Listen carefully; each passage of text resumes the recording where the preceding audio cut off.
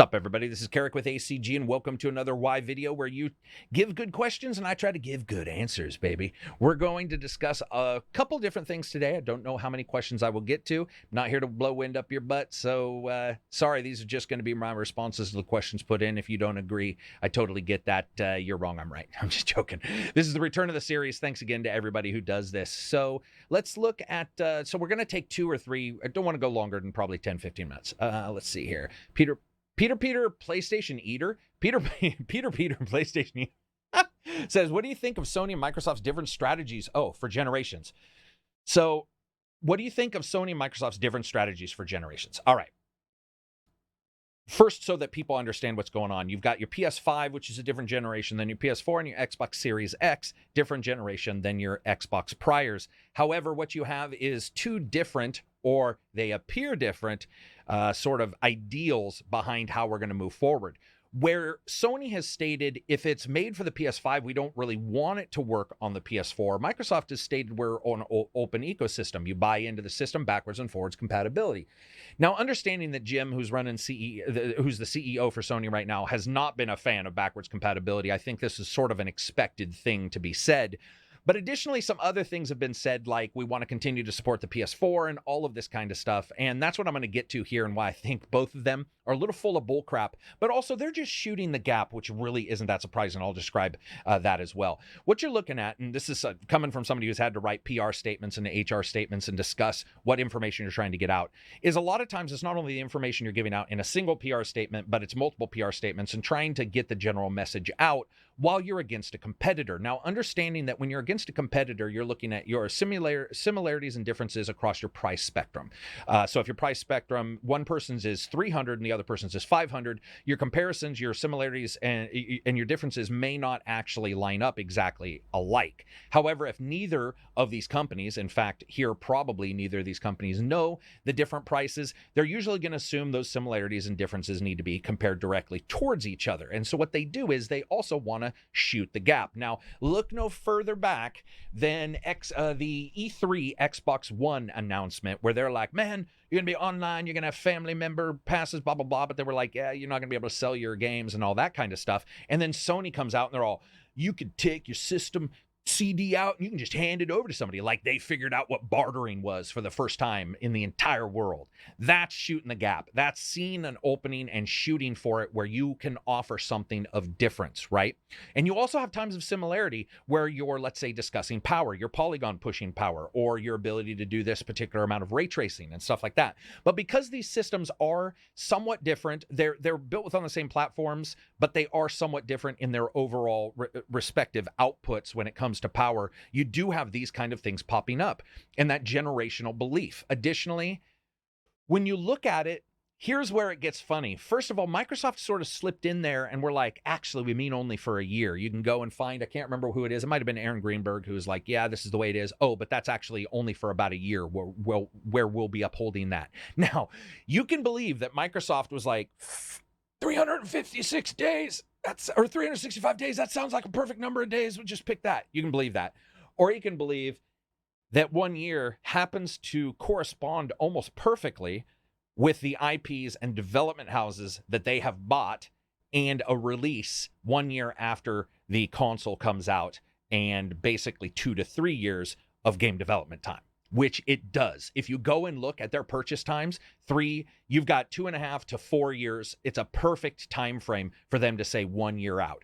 So stating, for that first year, you're going to be able to play everything where the value, price, where the value offering, that kind of stuff. And then for a year, things may change, right? Now, that's not necessarily unexpected, because even in the Android family of cell phones, if you have a cell phone and you use it for a while and you go back to Google Play and try to, get a game, they'll be like, hey, man, this isn't compatible. Or you try to update it and it's like, you will be a security hazard for the rest of your life. We are not updating Android. And you're like, crap. So that kind of stuff can happen too. Now, where Sony's sort of full of shit is they were like, yeah, man, if it's made for the PS5, we don't really want it running on the PS4. But guess what? If you make it for the PS4, you can still make it run better on the PS5. So why does that matter? Well, it matters because what is actually going on is almost all third parties are going to go for a platform agnostic kind of release, as in PS4, PS5, PS4, PS5, Xbox, that kind of thing. So just because it works one way doesn't necessarily mean it works another. And what you do on PR statements like this is you sort of word it that way so it sounds one way, but then you're able to just basically deliver something completely different if you want. And you're still technically right. You'd be like, no, man, this game, it was originally made for the PS5. But I can tell you right now that companies will just look at that and be like, okay, but we're making it for the PS4. And it'll run amazing on the PS5, better even. We've already seen titles starting to say that they'll be cross-generational like that. And we're going to get this shooting the gap for a while where somebody says something and somebody bounces in there because they don't really know. They probably know somewhat about price, but they don't know exactly 100% about every single thing each one of them are offering. So this is how they dive in here, and they offer what seems like different generational abilities, but really that is not that crazy, by the way. To say a year, that is... It's not even insane. In fact, that's probably pretty much exactly what Sony's going to do, is a year. This is something that if you don't believe this kind of thing, just look at what happened with the original Xbox. Xbox was like, man, you'll be online and there'll be DRM checks, but you'll be able to do this and you'll be able to do that. And Sony's like, you'll be able to sell for weed your DVD, your Blu-ray.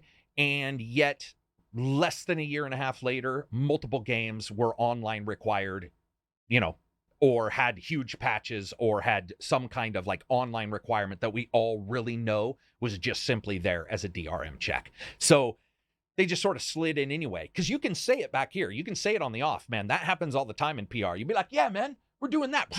And you shoot off because half of the people only see that first announcement. That's just the way the world works. That's why I always tell people, man, keep checking up on shit because you never know what's going to change. A week later, these guys, that's what happens.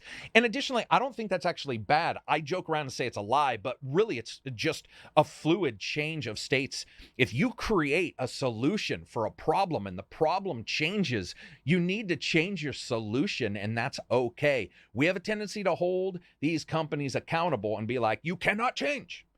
And yet at the same time, when the situation has incredibly changed around them, it actually makes sense for them to look at whatever solution they have in place and go, actually, we should probably do this. However, in a situation like this, where we hear about these strategies, nah, man, nah. We already know that. I mean, we've have companies who are basically, if you just read all the PR press from multiple companies who have announced for the different systems, you can already see right through some of the things that are said. So that's just the way it is. I think that the different strategies really is in the presentation of the strategies more than almost anything. Does that mean we won't get a PS5 only game or a Microsoft Xbox X Series only game?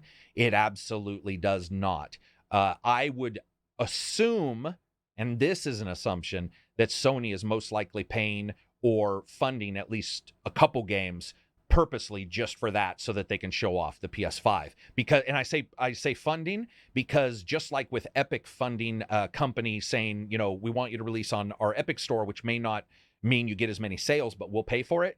Sony doing the same thing and saying, hey, we'll pay for you to release just on ours. Microsoft, paid for exclusive, paid for timing exclusive, except on the same platform, just on the different generation of that platform. So I don't think it's too strange. I don't think it's too different. I think their strategies for other things are great, though. I don't know if you guys know this, steering wheels, boom, compatible with all the old stuff. That means you will not have to buy a new steering wheel or anything like that for the new ones. And people may be like, steering wheel, who gives a shit? Dude, the $300 or $400, it's another friggin' console right there that we're saving some cash on. So that's good right there. Let's see. And yeah, you can expect a Call of Duty on all of these systems. Friggin' A. Well, maybe not the Switch. So moving on from there, Nick Blichenjinsgamen. I can't pronounce this. Blichenjinsgamen says, what is backwards compatibility HDR for the Xbox? This is awesome. Sit back. I'm going to try to make this easy, but this is incredible technology, and you should be excited about this if you care about the picture of your games in the future or even now. Boom. Let's begin. SDR versus HDR. HDR is high dynamic range lighting. More lighting, more color for your picture. Let's say your SDR screen is 250 nits, which is an unfortunate name, but 250 nits. So we'll just say 250 candles worth of brightness and information. And your HDR TV, your HDR output is 1,000 nits of brightness and information for color and everything. Wider, more, it's just better. But what is backwards compatibility? How do you take an old system game, maybe on a game that's not even on the original Xbox, maybe an Xbox 360, an Xbox original game? How do you make that HDR?